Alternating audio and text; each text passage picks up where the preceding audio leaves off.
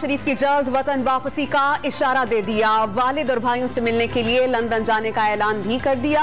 इमरान खान पर लफ्ज न्यूट्रल को गाली बनाने का इल्जाम। इलेक्शन में लेवल प्लेइंग फील्ड का मतलब इमरान खान और साथियों को जेल भेजना करार दे दिया।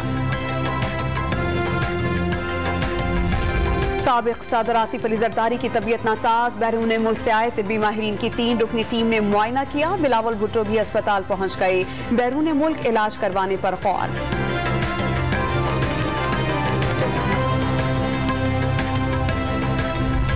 इमरान खान का हकीकी आज़ादी जमहूरी मार्च के लिए किसी भी वक्त कॉल देने का ऐलान। पेशावर में खिलाड़ियों को तहरीक के लिए जिहाद समझकर निकलने की कॉल देती।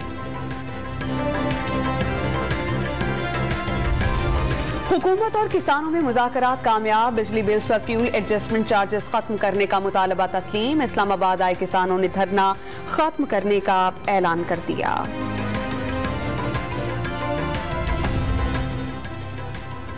सिंध में डबल सवारी पर पाबंदी लगाने का फैसला। कराची के जिला जनूबी और शर्की में 8 रबीउल अव्वल, जिला वस्ती में 11 और 12 रबीउल अव्वल और जिला गरबी में 12 रबीउल अव्वल को मोटरसाइकिल की डबल सवारी पर पाबंदी। हैदराबाद में 8 और 12 रबीउल को डबल सवारी ममनुआ करार दे दी गई।